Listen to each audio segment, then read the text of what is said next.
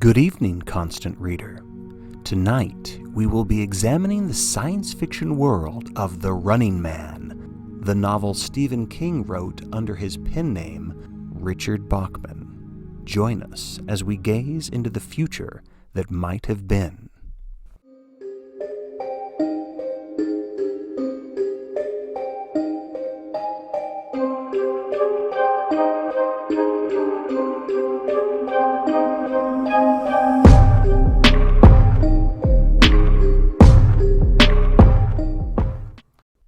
Spoiler alert, we're going to be discussing the novel The Running Man, so we'll be touching upon events in the beginning, middle, and the end of the book. If you don't want any of the plot given away, you may want to click on a different video.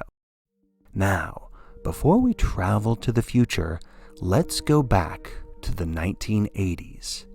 In 1982, an original paperback called The Running Man by Richard Bachman appeared in bookstores.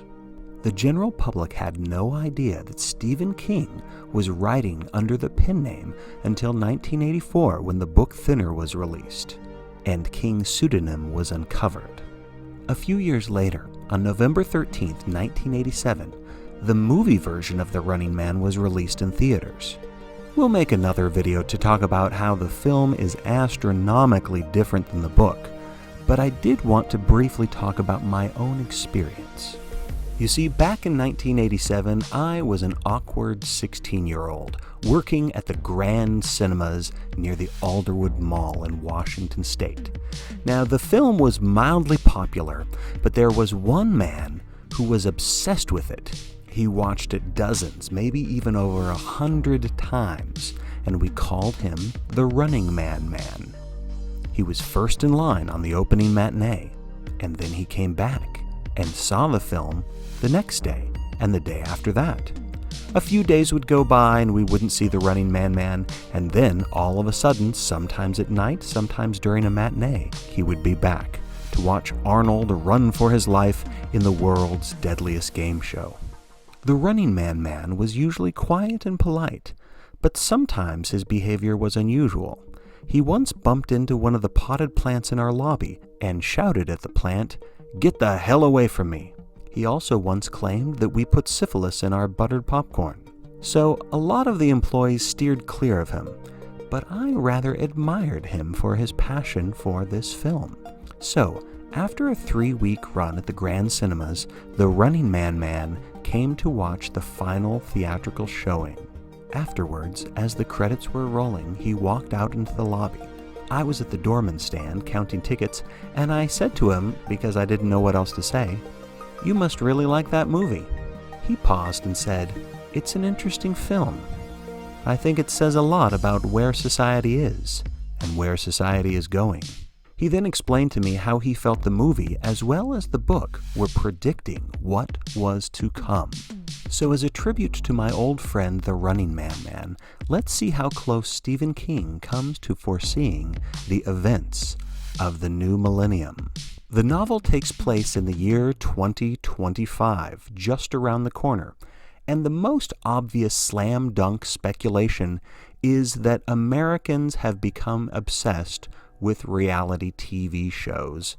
Competition shows such as The Amazing Race and Survivor are a family-friendly version of something like The Running Man. But perhaps more close to the spirit of this violent book is the advent of cell phone cameras capturing countless brutal acts of violence, which are then seen by millions. The book touches upon this aspect as well. Here's how the Running Man game is played in the book.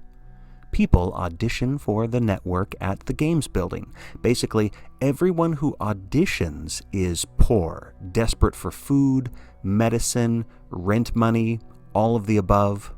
Besides the Running Man, there are slightly less deadly games, such as Treadmill for Bucks.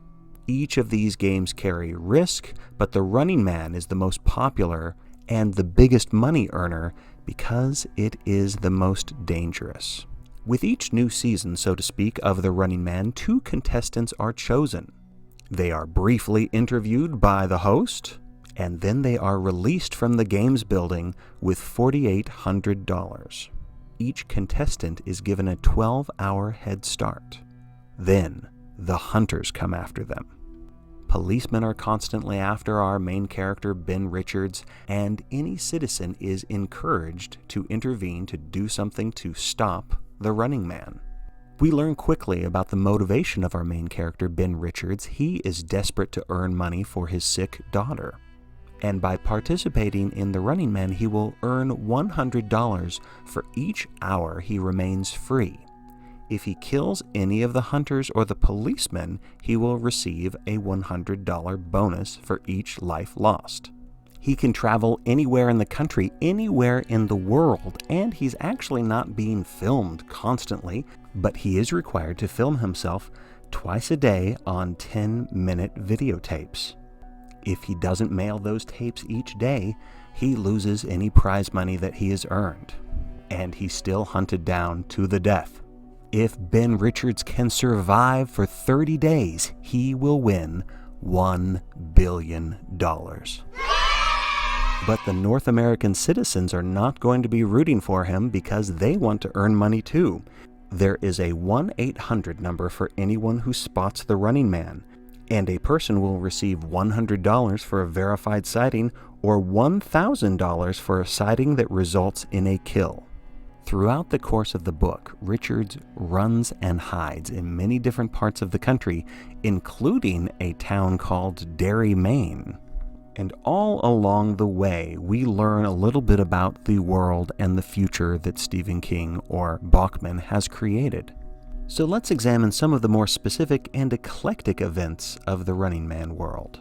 In 2005, something called the Seattle Riots happened. And in real life, there have been more than a few riots in Seattle, but the more newsworthy ones happened in 1999, so we'll give this prediction an almost. The novel tells us about 2014, when there are no more good old-fashioned voting booths. Instead, everyone votes by computer. Nope. Oh, and the book also mentions the cannibal riots in India. I don't know what those are, but they sound terrifying, and fortunately that also gets a nope in the prediction category. According to the book, in 2021, freebies, a type of cable television, become mandatory in every home. This is similar to the Big Brother screens in George Orwell's 1984. But in Bachman's novel, you can turn off the freebie. In the real world, of course, many Americans have television sets and computer monitors, but it's not made mandatory. Yet it is worth noting that Amazon recently came out with a sub-channel called Freevee, and for that odd little coincidence, we are going to score this one an almost. According to the novel, in 2024, just 1 year from the posting of this video, there will be an event called the Housewife Massacre, in which scores of women will be shot down by police during a protest at the Southwest Food Depository. During the course of the novel, we also learn details about life in 2025. Only time will tell if these visions come true, such as tartan jumpers becoming a fashion craze on college campuses, the military changing its name to Vol Army, and the soldiers wear blue berets. The most popular sport is something called kill-ball, perhaps a more violent version of pickleball. In the book, there are reports of fighting in Ecuador. In real life, there are reports of gangs fighting each other in the prisons of Ecuador. The novel tells us of germ warfare in Egypt and South America. It also mentions martial law in France. And as of July 2023, here's what's on a CNN headline. One of the subplots of the book is the damage caused by massive amounts of air pollution. In the novel, the government could release nose filters to keep the masses healthy, but chooses not to. The result is more asthma, more emphysema, and also lung cancer incident rates have increased by 700%. We don't have great air quality, but fortunately this lung cancer increase hasn't occurred in real life. However, the book does successfully predict the legalization of marijuana, Although it's not just legal, it's sold in vending machines. Also in the novel, Nevada has adopted a controversial abortion policy called the Have One, Kill One law. I don't know if that means that abortion is limited or required. There's also the hint of climate change in this novel when the author mentions the unbearable heat in Western North America. Sci-fi stories that take place in the future often have high hopes for new breakthroughs in transportation technology.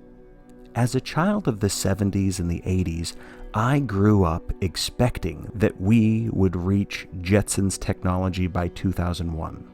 The Running Man's hopes don't aim so high, but the story does have something called an air car. Air cars are vehicles that float and there's no carbon monoxide emissions. These vehicles don't exactly fly like the cars in Blade Runner, but instead they hover, sort of like Luke's Landspeeder. In reality, the closest thing that we have to a mainstream car of the future is a self-driving Tesla. But we do have this cool thing, and maybe it will take Tesla's place by 2025.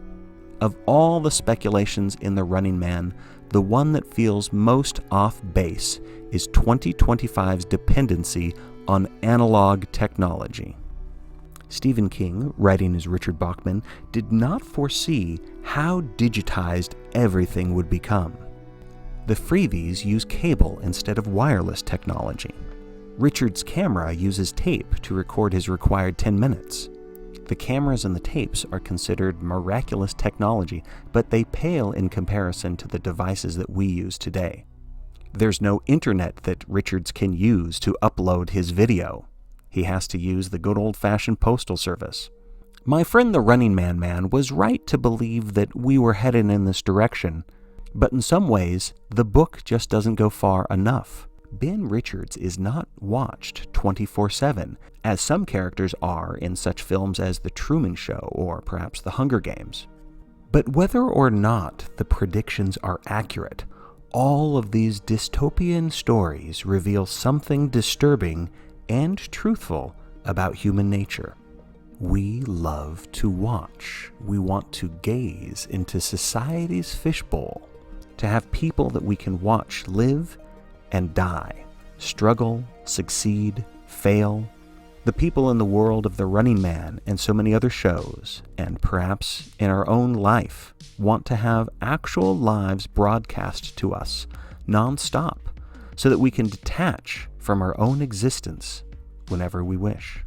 Or if we crave attention, recognition, popularity, infamy, or the chance at millions of dollars, we can turn on our phones, do something audacious for the camera, and then upload it to TikTok, Instagram, or good old reliable YouTube. Which reminds me, constant reader, be sure to like and subscribe for more Stephen King mayhem. Thank you for watching and listening, and we'll see you next time at the Stephen King Book Club.